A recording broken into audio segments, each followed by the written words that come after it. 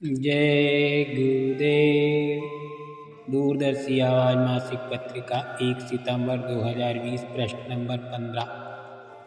वाणी जय गुरुदेव की। मालिक के लिए रो, कर्म दुखों का भंडार है। जैसा कर्म करते हो वैसा ही प्रारब्ध भोग कर बनकर तुमको सुख देता है। तुमको भूलना नहीं चाहिए, तुमको रोना नहीं चाहिए। ये ज्ञान कि सुख दुख दोनों को भोगना है, लेकिन नहीं।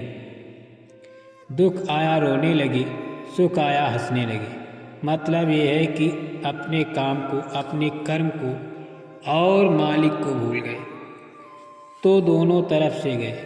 रोने से मालिक याद नहीं आएगा, क्योंकि मालिक के लिए तो रो नहीं रहे। तुम दुख के लिए रो रहे हो और सुख मिला तो भूल गए। मालिक को याद नहीं करते हो तो दोनों तरफ से गए। सुख में भी मालिक याद नहीं आया, दुख में भी याद नहीं आया। सदैव गुरु वचनों के वायुमंडल में रहना चाहिए।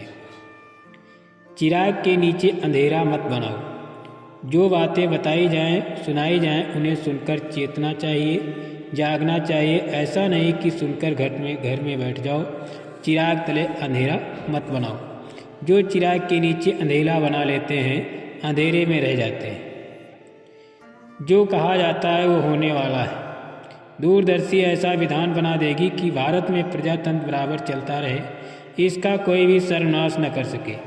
वो विधान इस प्रकार का होगा कि 5 साल का ही कार्यकाल किसी भी MP MLA या राज्यपाल का होगा।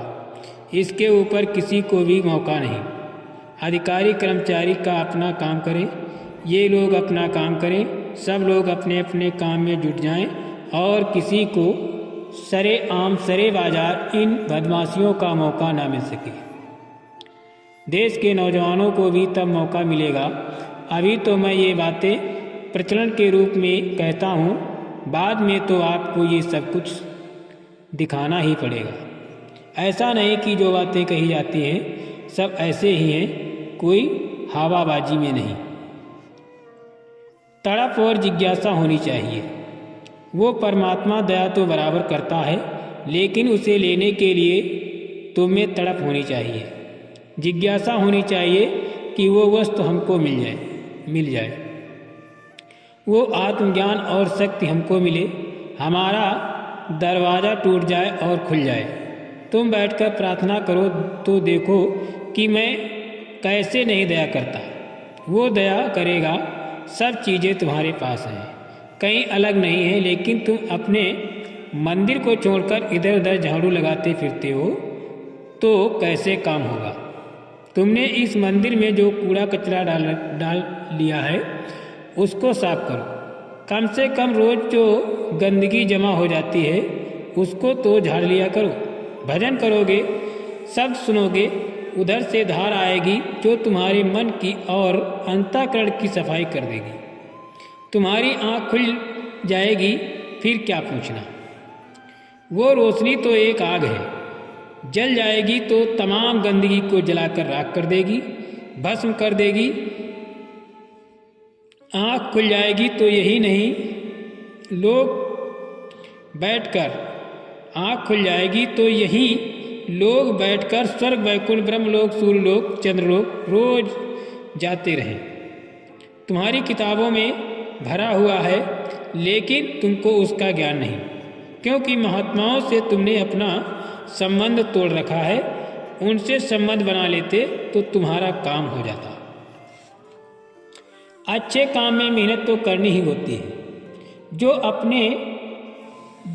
आपने टाट पहना है तो सब लोगों को एक अच्छे काम में बड़ी ज़बरदस्त मेहनत करनी है। मेहनत करने के बाद अच्छे काम का परिणाम सबके सामने आता है। जब बगीचा लगाया जाता है तो कितनी सिंचाई, कितनी गुड़ाई, कितनी उसकी रखवाली करनी पड़ती है।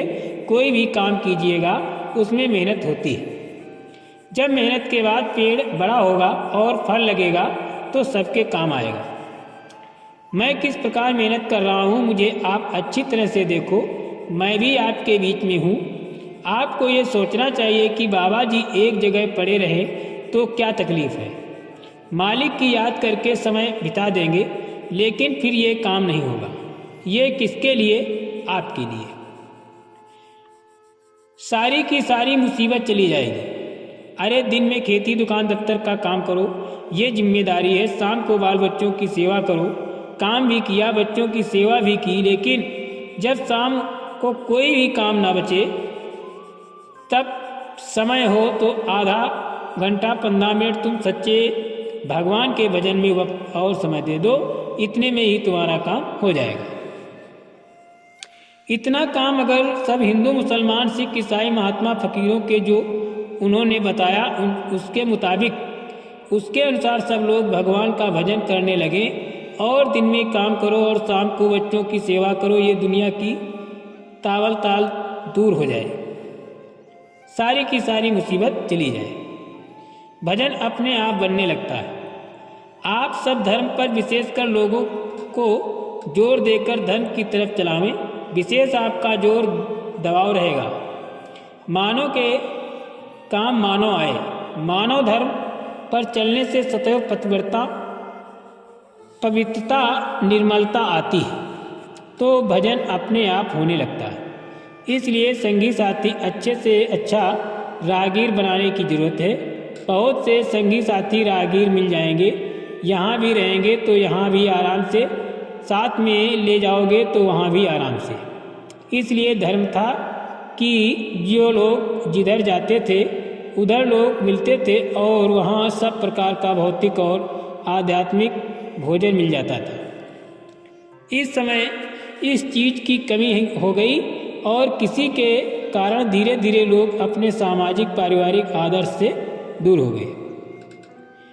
दिल से प्रार्थना करें तो आपकी तकलीफ दूर हो जाएगी। दिन में मेहनत के साथ दुकान दफ्तर खेती का काम, शाम को बच्चों की सेवा, मुसलमान इबादत खुदा की, हिंदू भगवान का सच्चा भजन, ईसाई उसकी प्रार्थना तहे दिल दिमाग से करने लगे, तो मुझे उस खुदा पर भगवान पर गाड पर पूरा यकीन है कि वो आपकी तकलीफ़ों का निवारण कर सकता है। लेकिन आप निंदा विवाद बुराई आलोचना विवाद में फंस गए तो अब तबाह हो जाएंगे, बर्बाद हो जाएंगे। ना इधर का सुख ना उधर का सुख, ना दीन के रहे ना दुनिया के रहे। अब तो आपको विवश होकर मानना पड़ेगा।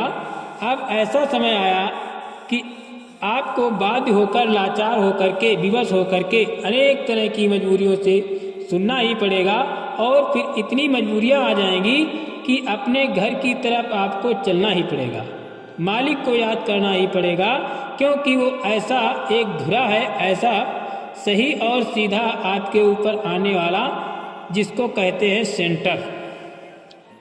जय गुरुदेव नाम से मौत के वक्त पीड़ा कम होगी, भजन करने से मृत का कष्ट नहीं होता।